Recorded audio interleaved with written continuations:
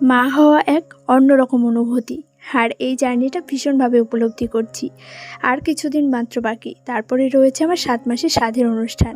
আর এই দিনটা প্রত্যেকটা মেয়ের কাছে ভীষণ স্পেশাল। আমারও সেই রকম দু চোখ জুড়ে স্বপ্ন রয়েছে।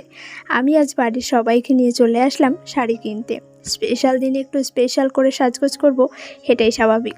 তো প্রথমে কোন শাড়িটা নেব সেটা কিন্তু একদমই চয়েস করতে পারছিলাম না, কারণ বেশ কয়েকটা শাড়ি এনে আমি এই যে আয়নার সামনে ধরে ধরে দেখছিলাম কোন শাড়িটা আমাকে বেশি ভালো লাগবে। আমার বরাবরই একটু ইচ্ছে ছিল একদম ডিপ রানির মধ্যে গ্রিনের কম্বিনেশনে কোনো একটা শাড়ি আমি ট্রাই করব। বাট যেই শাড়িটা দেখছি পছন্দ হচ্ছে সেটা কালার আসছে না, আর যেটা কালার আসছে সেই শাড়িটা আমার অতটা বেশি ভালো লাগছে না। তারপর ডিসাইড করলাম যে না, যেই শাড়িটা আমার সবথেকে বেশি চোখে লাগবে সেইটাই আমি নেব, কালার যাই হোক। তো এখানে 3টে শাড়ি আমি নিয়ে এসেছি। একটা ছিল ডিপ রানি কালার, আরেকটা এই যে আকাশি কালার দেখতে পাচ্ছ, আর একটু আগে তোমরা যেটা দেখলে সেটা ছিল একদম মেরুন কালারের। প্রত্যেকটা শাড়ি দেখার পরে সবগুলোই ভালো লাগছিল।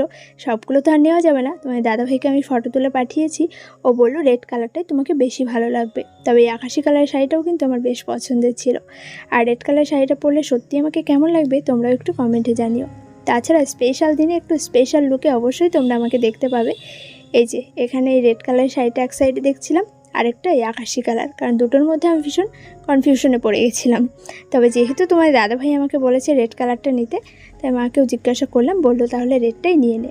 তো চলো মেন ব্লগে তোমরা দেখে নিও শাড়িটা আদৌ কেমন হয়েছে, আর কমেন্টে অবশ্যই